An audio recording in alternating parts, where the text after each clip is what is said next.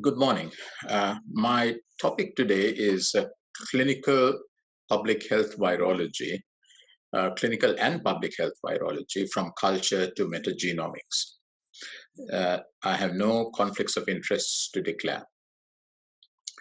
Firstly, let us discuss why we need viral diagnostics. Firstly, it's for patient care. To target specific antiviral therapy, say, for example, for influenza, where we do have antivirals, avoiding unnecessary antibiotic therapy, and for infection control.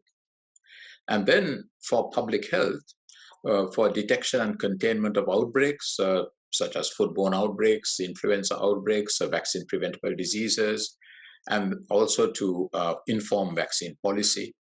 And of course, for early detection of novel zoonotic outbreaks, epidemics, and pandemics. And this is to help containment and to identify sources of infection so that they can be the risk of these spillovers can be reduced. So this latter one, of course, involves a One Health approach to these interventions.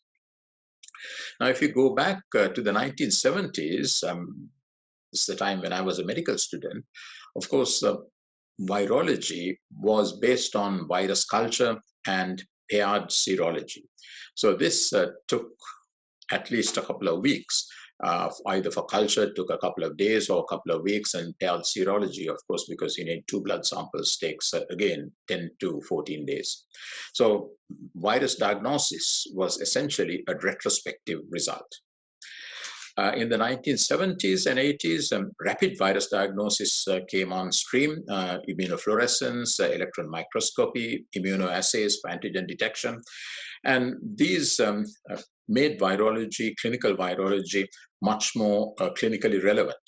And in fact, we did a study in Hong Kong, and this was in the 1990s, where we showed that the introduction of rapid fluorescent diagnosis for respiratory infections in Hong Kong, primarily for the pediatric wards, had led to a reduction in hospital stay of 26%.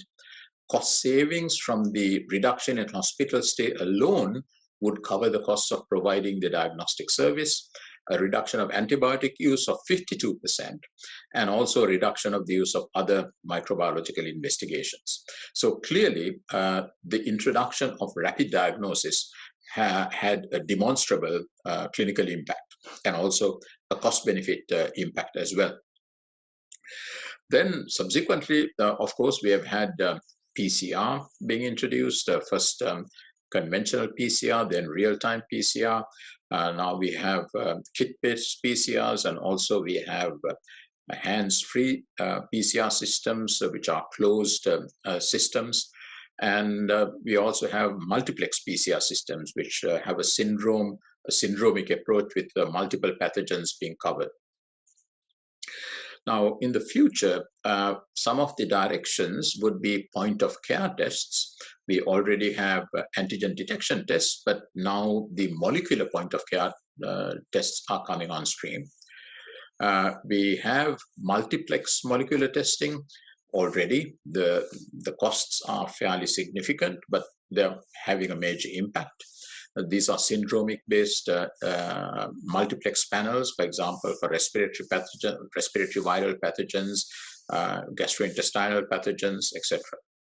And then we have unbiased detection by next-generation sequencing or metagenomics.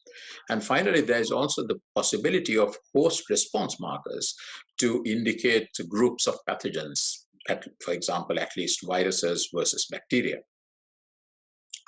Now, the role of antigen tests versus PCR came to a head during COVID-19.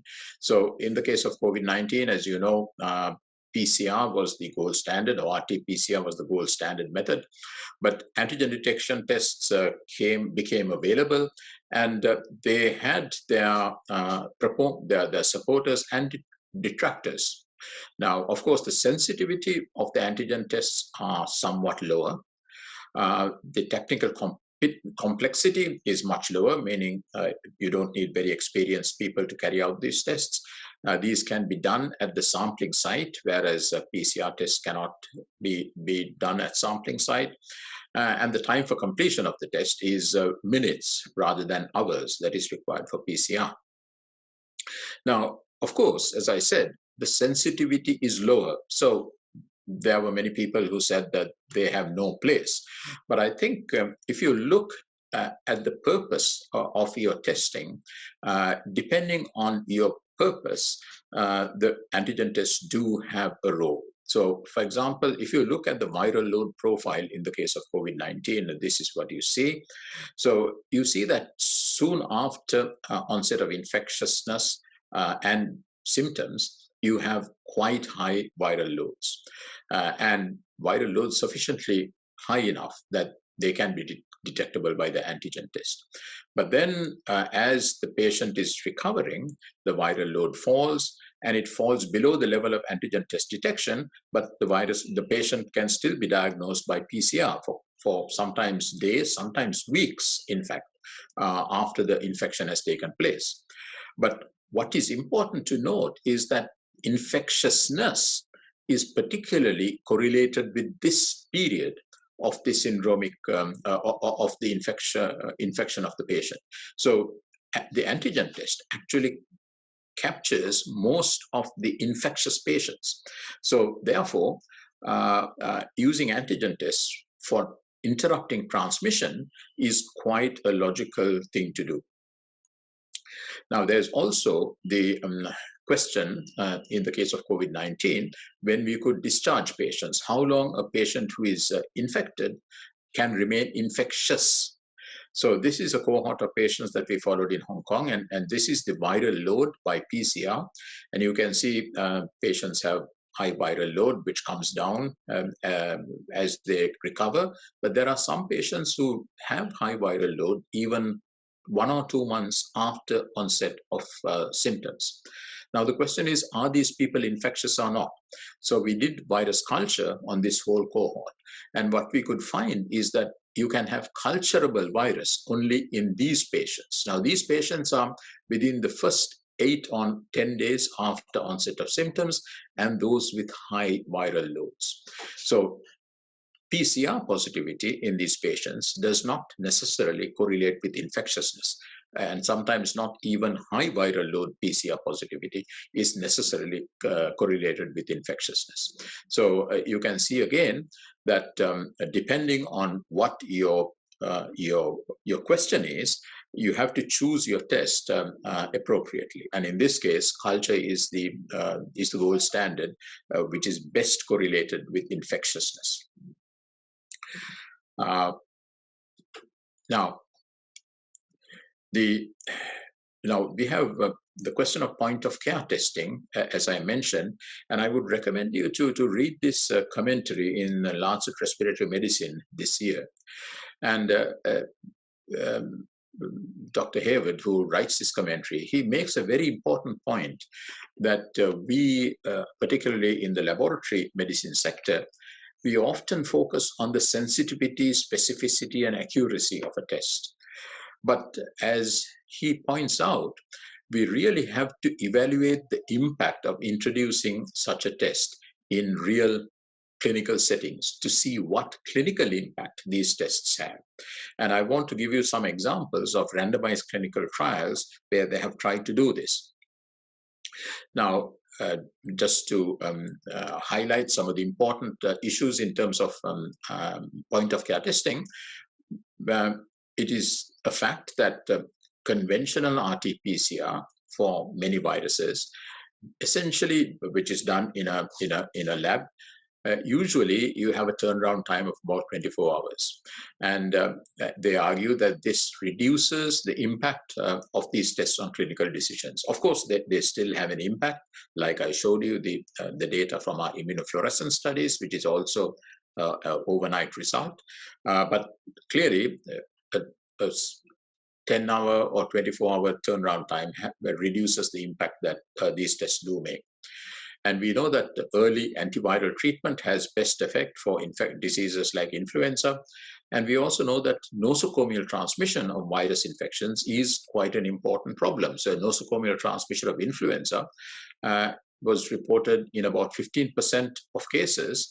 And they also identified that around 9% of influenza patients admitted to hospital seed nosocomial transmission. So this highlights the fact of early isolation and cohorting of these patients to reduce transmission. And then with COVID-19, a study in London showed that during the peak of the outbreak in London in the UK last year, they showed that 15% of cases in one particular hospital that was studied were thought to be nosocomially acquired. So again, highlighting the importance of identifying patients as they come in, whether they have this virus infection or not, and isolating the patients appropriately. Now, this is a study published in Journal of Clinical Microbiology on the clinical impact of rapid molecular point of care tests for influenza versus the conventional approach of using antigen tests followed up with laboratory-based PCR for the antigen test negatives. So what they of course showed is that the antigen tests do have lower sensitivity than PCR, but that now what they're using here is a rapid molecular point of care test, which has quite high sensitivity of greater than 95% compared to reference tests such as PCR. And they compared two centers, one using the point of care PCR test, and the other one using the traditional approach of antigen detection and patients being sent, the specimens being sent to the lab for conventional PCR. So what they were able to show is that the point of care PCR test resulted in antiviral therapy being initiated more often, 82% of the time in infected cases, compared to the antigen test only in 69% of cases. And also importantly, clinicians began to pay more reliance on a negative point of care PCR result because there was very little antiviral prescribing when they saw a negative point of care PCR result, whereas a negative antigen result led to 25% of these patients to get antivirals, even though they turned out to be negative in the end. Antibacterial prescriptions are not significantly affected, and they concluded that overall the point of care molecular test improved antiviral prescribing practices compared to having an antigen test or a laboratory-based PCR test with a longer-term route time. And this, again, is another randomized clinical trial, again, looking at the impact of rapid molecular point of care testing for influenza. And what they showed is that the molecular PCR test led to all patients being diagnosed with influenza, whereas the control arm, the conventional care, only about 59 or 60% of the patients ended up being diagnosed because clinicians don't necessarily send out these samples for testing when they don't appreciate, when they don't really feel the impact of the results. They also found that antiviral use was much higher in influenza patients when they were tested with the molecular point of care test, whereas in the control group, only 62% of the influenza patients actually got antivirals. And then if you look at the time to antiviral use, again, there's a big difference between these two arms. So again, the molecular point of care test is having a major impact in guiding antiviral use. And similarly, in terms of isolation, again, the molecular point of care test led to a much larger number of people being isolated and the time to isolation being much shorter when guided with the molecular point of care test compared to the control arm. So again, showing a significant impact of providing very rapid results at the patient interface rather than being sent to the laboratory. And now again, a clinical trial where they compare a respiratory panel. So this is a panel of respiratory viruses. This is basically the film array respiratory panel versus results provided rapidly versus routine RT-PCR results. And they showed no effect in the numbers of patients prescribed antibiotics and no difference in the mean duration of antibiotic use, but there was a significant impact on patients just having a single dose, meaning with the rapid result, clinicians are more likely to stop antibiotic use than when they had the conventional diagnostic pathway. There was also a significant impact on the length of stay of these patients in hospital and a significant impact on the use of antivirals for influenza for those patients who had influenza. There was no difference in adverse outcomes in the two groups. Now, there are also rapid molecular tests for SARS, and in this particular study, they were doing again a clinical trial comparing the conventional molecular diagnostics in the laboratory PCR-based diagnostics versus this molecular point-of-care PCR-based assay. And obviously, you can see that the time to diagnosis is much delayed if you use the conventional approach. But essentially, they were able to show that the positive predictive value and the negative predictive value of the point-of-care molecular SARS coronavirus 2 test was very good in comparison to the conventional laboratory PCR test. So in terms of these point-of-care testing, it is important to have good training for the people who do these tests. Although these tests are simple, there is a lot of evidence to show that without adequate training, the performance of these tests, the sensitivity and the specificity of the tests become much less. Now, also, particularly for these molecular PCR tests, there is a need for training about cross-contamination, which can take place because these may be being carried out by not in a conventional laboratory, but maybe in a ward side room or whatever it is. So the cross-contamination risk can be quite significant. And also there's a question of safety, particularly with things like COVID-19 for the operators who are doing it, unless they are properly trained and the facility is very carefully set up. So you do need to maintain oversight. So trained laboratory personnel do need to maintain guidance and oversight of these point-of-care testing facilities. Of course, one needs to be confident of the accuracy and the standard of these testing at point of care, and the test results need to be actionable, and also there should be confidence in a negative result being truly negative. Then, of course, we turn to sequencing. And as we know, sequencing a pathogen, whether it be a virus or a bacterium, is useful for molecular epidemiology to track the transmission of such a pathogen. It can be useful for species identification, particularly for bacteria and fungi, using the 16S or the 28S sequence characterization. And as we know now, sequencing is quite important for tracking variants in the case of COVID-19, and also may have use in terms of antiviral resistance, for example, HIV, and also for other viral pathogens, and also for antibiotic resistance. But the holy grail of metagenomics has been whether the use of this next generation sequencing will provide a single approach to essentially detect and diagnose whatever virus or bacterium is in the clinical specimen. Now, this, of course, is the ideal, but as I will point out, we are nowhere near this ideal at the moment. So there have been a number of studies trying to apply this type of metagenomic sequencing at the diagnostic interface. So this is a study done for central nervous system infections.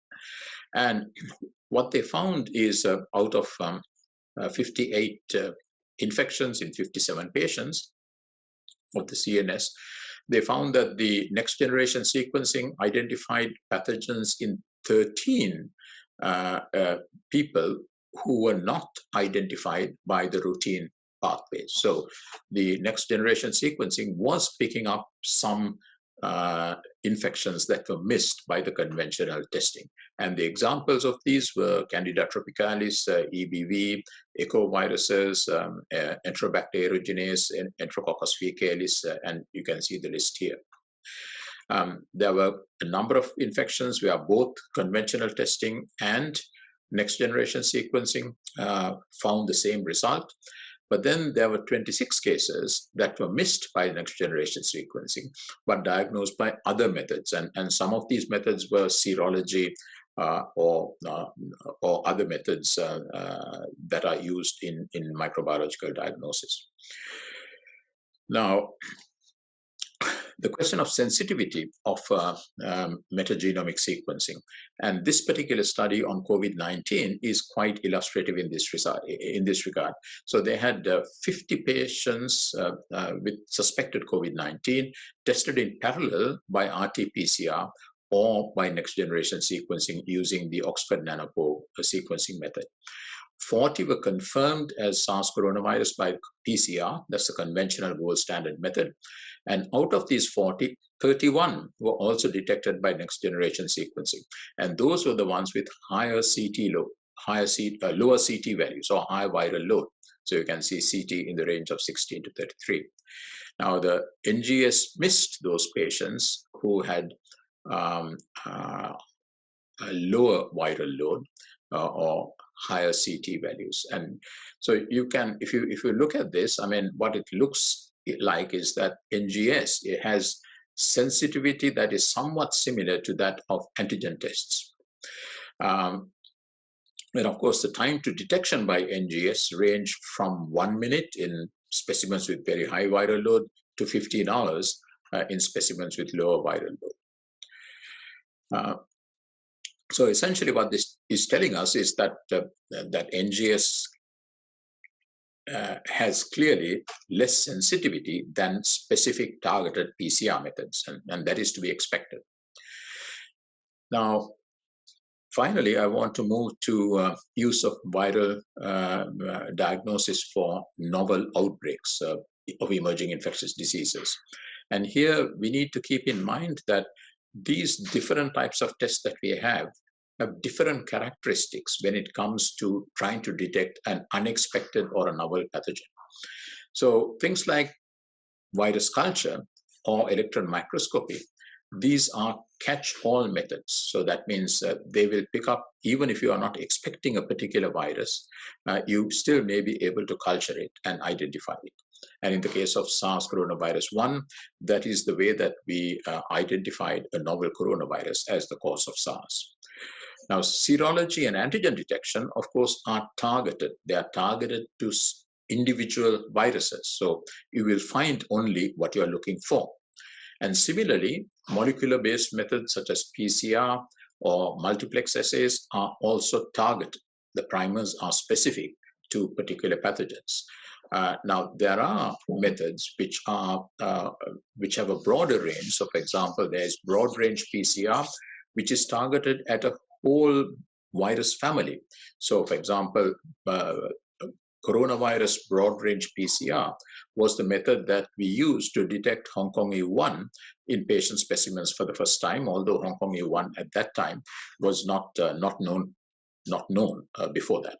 And similarly, it is this type of broad-range PCR that has been used to detect novel coronaviruses in bats. And then, of course, we have next-generation sequencing, which, again, in theory, is a catch-all type of approach. But as I mentioned, it has somewhat lower sensitivity and, of course, is more expensive. Now, clearly, next-generation sequencing can work in detecting unexpected novel viruses. And this is a paper which is, I think, a classic paper where next generation sequencing was used to detect arenavirus for the first time in a cluster of transplant recipients where the virus was transferred from the donor to the recipient. So the place of metagenomic sequencing in clinical virology in public health settings to investigate outbreaks with unknown cause, it certainly has its place. And in terms of clinical virology, its place is much more selective. For example, specialist research studies to add to the range of viruses associated with given syndromes in immunocompromised patients and other very expensive patient categories with a suspected infection where they may be infected with very unusual pathogens. Now, using it as the last ditch approach, that is when all other approaches have failed, of course, leads to the risk that by the time you come to use this next generation sequencing, you have reduced viral load and therefore reduced chance of detection. And as I mentioned, sensitivity is low compared to targeted PCR methods. So the challenges for clinical and public health virology for the future, I think we have some very interesting and useful platforms such as these new multiplex and molecular point of care diagnostic options, which clearly have clinical impact, but we have cost issues, and also we need to learn how to use them most efficiently, particularly in terms of the point of care diagnostics, as I explained before. Now, I also do have concern about the loss of the skills in classical virology techniques, such as virus culture, electron microscopy, and conventional serology, because most of the diagnostic labs are now relying on closed systems, essentially black boxes, which you put in the specimen at one end and you get out the result at the other. Now, this, of course, is extremely valuable for routine clinical care, but at least in specialist laboratories and especially public health laboratories, we do need to retain the skills of all these classical techniques as well as the modern ones, such as next generation sequencing. And also the loss of in-house test competence, for example, even if it's PCR, because of these closed box molecular testing platforms, many laboratories are losing the skill of setting up a PCR from designing primers and running it with your own reagents.